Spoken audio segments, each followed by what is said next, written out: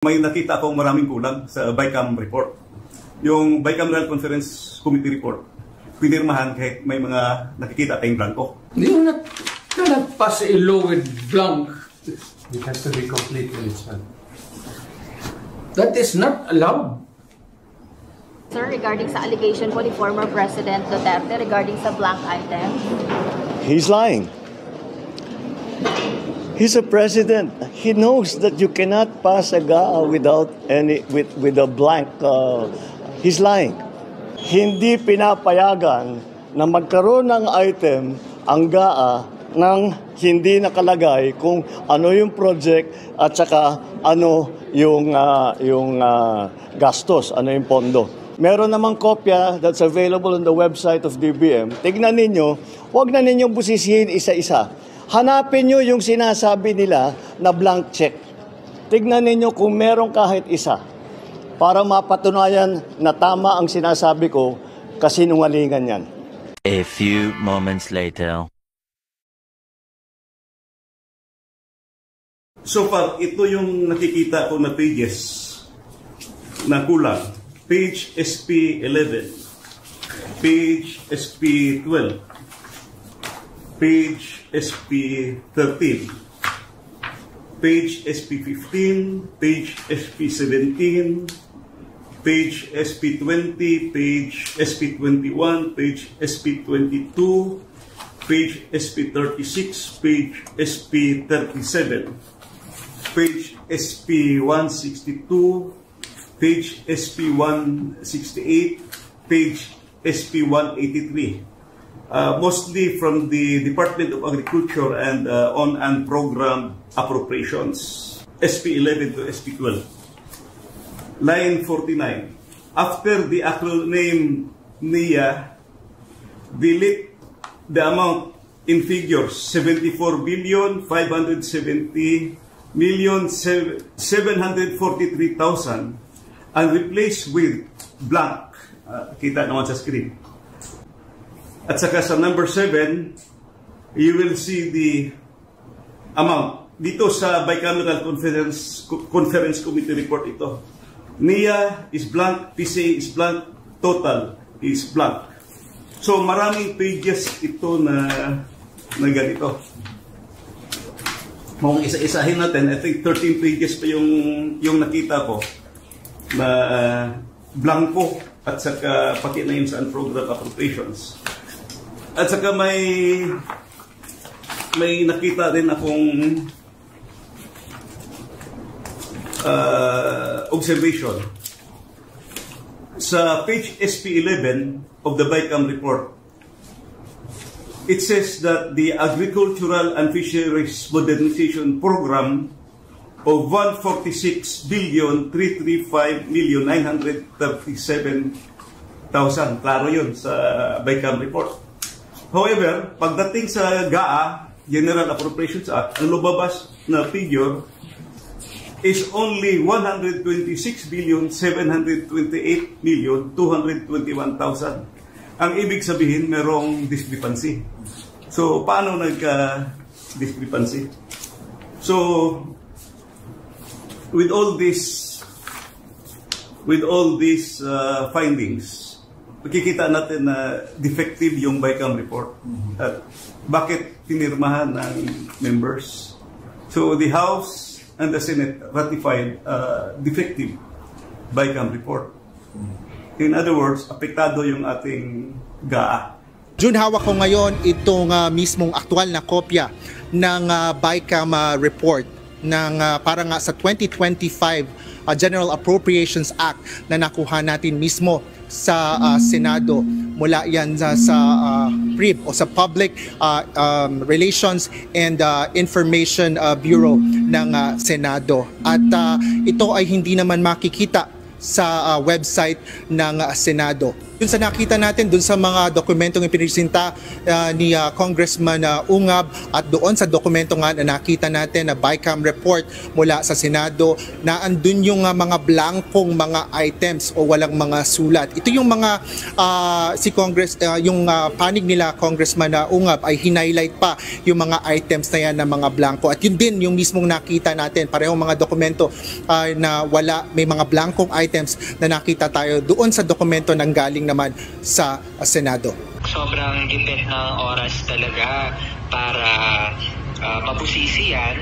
May end din, sa totoo lang, hindi rin agad nakita yung mga blanks, no? Kasi nga, hindi tayo sanay na may mga ganon. Ngayon ko lang na-encounter na nag-ratify ng budget, meron pala mga blanks. Sa pagsusuri ng GMA Integrated News, ang pahinang ito halimbawa ng dokumentong hawak ni Ungab, pareho ang mga blanko sa dokumentong hawak ni Manuel. Pero kapuna-puna na mas marami ang mga nakapirma sa dokumentong mula kay Manuel at iba ang pwesto ng ilan sa mga ito.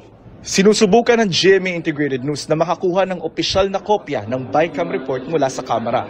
Sa proseso ng pagpasa ng budget matapos ratipikahan ng BICAM report, ito ang magiging basihan ng General Appropriations Bill o GAB na isusumite sa Pangulo. Oras na pirmahan ito ng Pangulo para maisabatas, ito na ang tinatawag na GAA o General Appropriations Act. Ang tanong ni Manuel, kasama sa BICAM report na niratify ng Kamara ay yung mga blanks. After ratification, saka bago pirmahan, sino yung nag-fill in the blanks?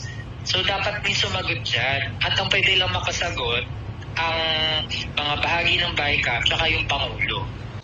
pati mismong kapatid ng Pangulo na si Senadora Amy Marcos sinabi noong Disyembre na hindi siya pumirma sa BICAM report dahil blankong papel daw ito. Sinisiguro ko sa taong bayan na hindi ako kailanman pumirma ng anumang papel hinggil sa budget ng 2025 o sa BICAM report na yan na nagsusulong na magbawas ng pera sa mga lehitimong proyekto. Paano ko naman pipirmahan ang blankong papel? Sinubukan ng media na kunan ng bagong komento kanina si Senator Amy pero tumakbo ito. I think the budget is in totality invalid. Hindi ka pwede mag-blanco-blanco dyan sa pera ng tao. Ano ka man? You do not leave any item there vacant. Itong pera na ito blanco to be filled up later on. That is not allowed by law. Para ka binigyan ka ng blanco check dyan, o sige, bahala na kung ano ilagay ninyo. In the same manner, yung mga blanco-blanco dyan, whatever or whoever corresponds to that particular item is free to just fill up the amount. That is not by all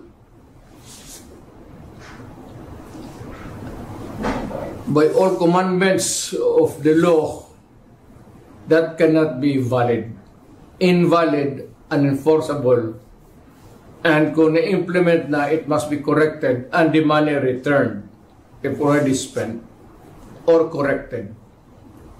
Kung sino man ang ano niyan, they have to give us the explanation.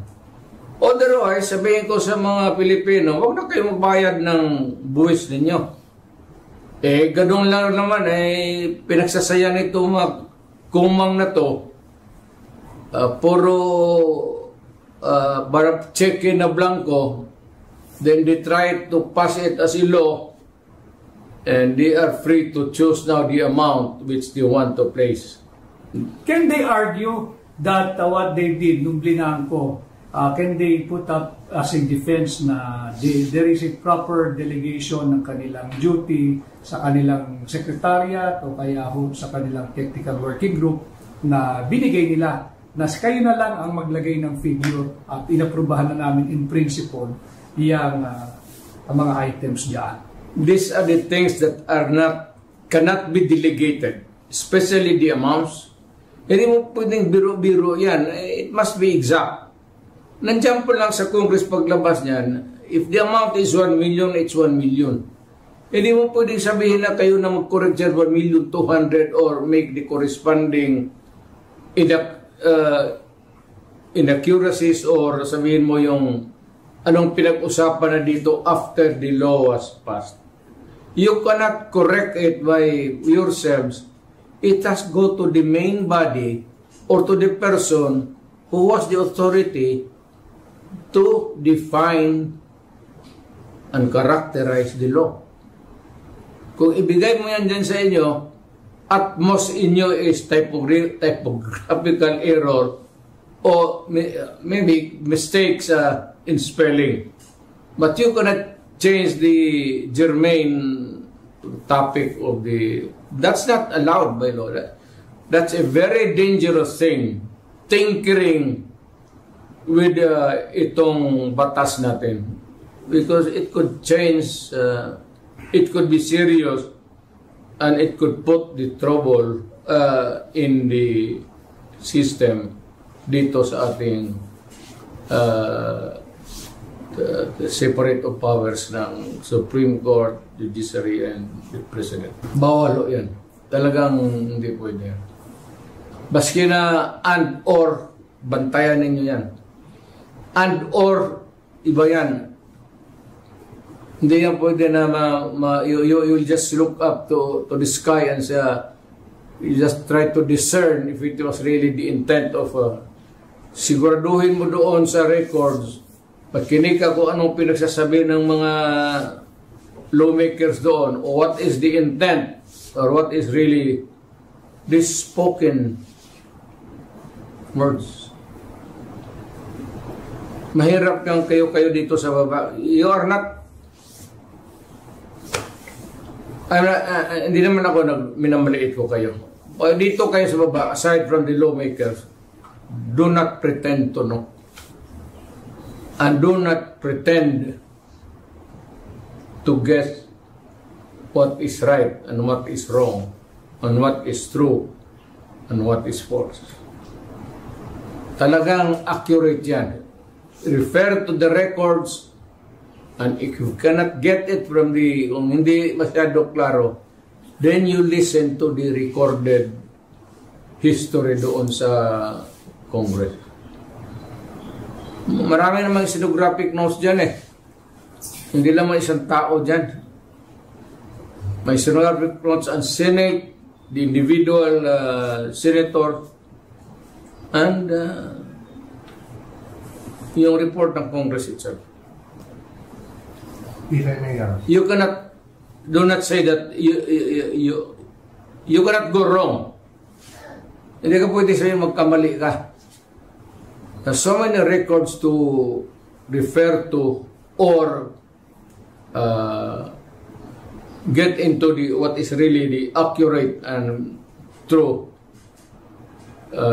whatever it is that is to be placed there in the document, whether it is a law, resolution, or an official document.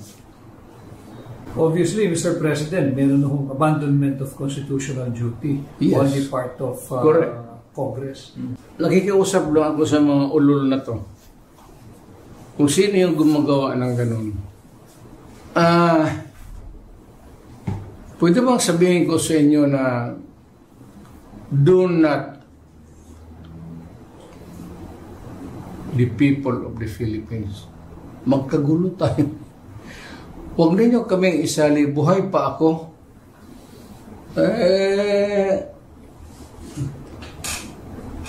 Saka nandyan yung